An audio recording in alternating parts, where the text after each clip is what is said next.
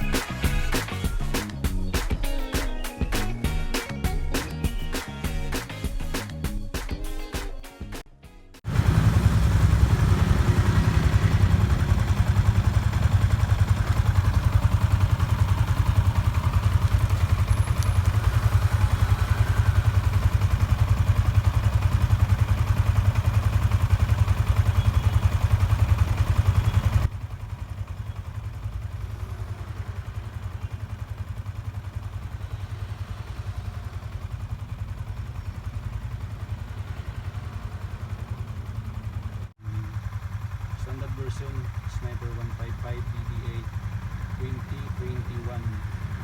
So ayan guys, yung bago nating motor.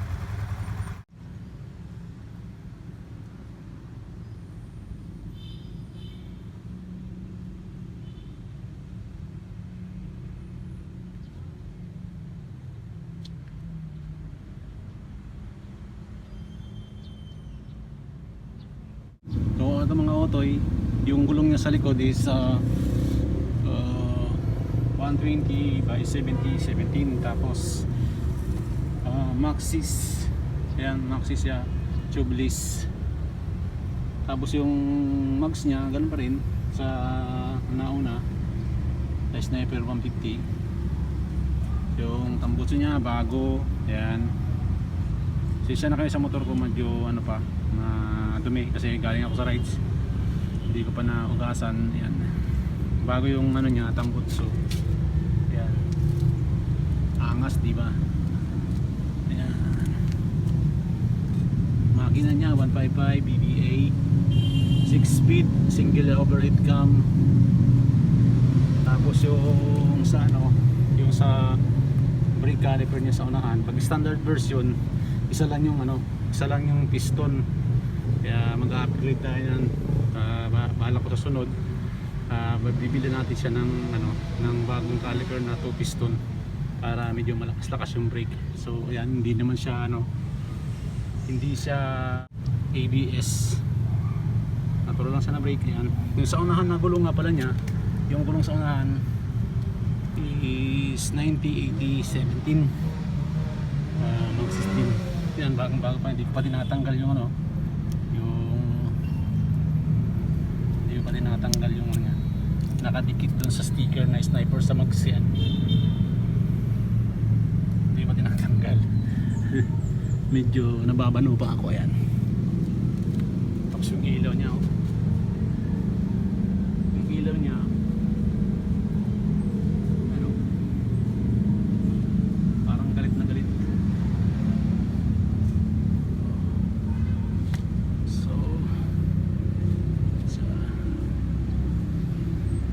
Yung design niya dito may matalas, parang ano, parang pang ano, pang suwag.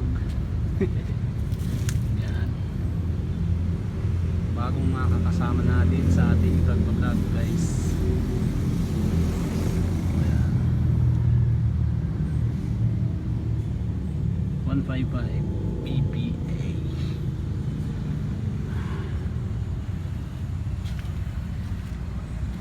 Bali, pag switch mo siya, ayan, pinaandar mo.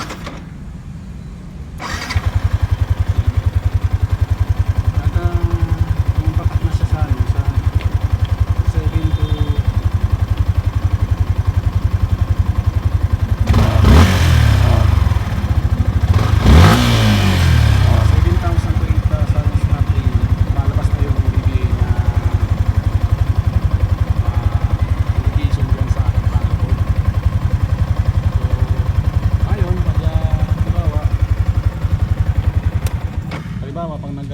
magbe-break in kayo ng motor, tapos bago pa kahit anong motor yan, yung throttle natin lagyan natin tanda.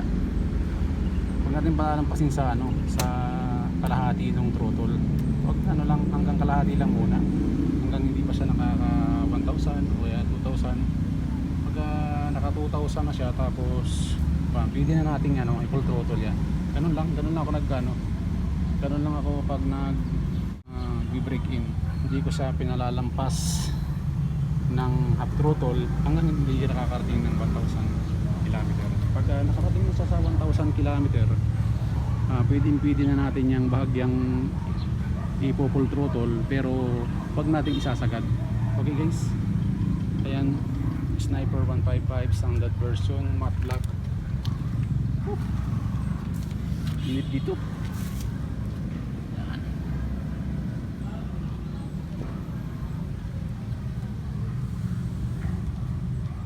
Dumi siya eh.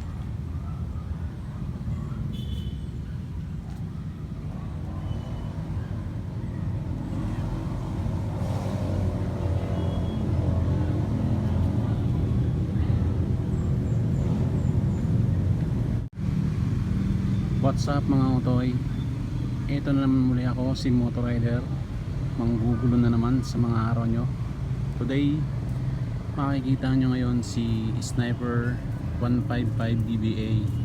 Bagong makakasama natin sa ating pagbablog. Ayan siya. Matte black siya, tapos standard version siya, hindi siya keyless. So, ang mga feature lang naman dito sa motor na to, ewan ko ba, ba't ang ganda nito, kaya ako talagang number 1 fan ako ng Raider. Pero nung nakita ko talaga siya, hindi ako nagkatubili na kumuha, kasi talagang kung mapapansin nyo yung ilaw niya sa likod, talagang para siyang big bike. Lalo pa pag nagbalik ka ng gulong, tapos tinanggal mo yung ano niya, yung mudguard sa likod, tapos magbibig tire ka, tapos double disc sa harapan. Oh, parang big bike talaga. So yan mga otoy, yan ang magiging bagong kasama natin sa aking pagbablog.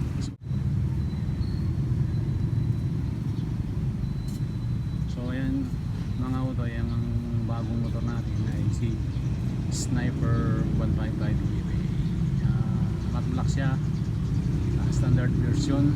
So mga features sa kanya, yan.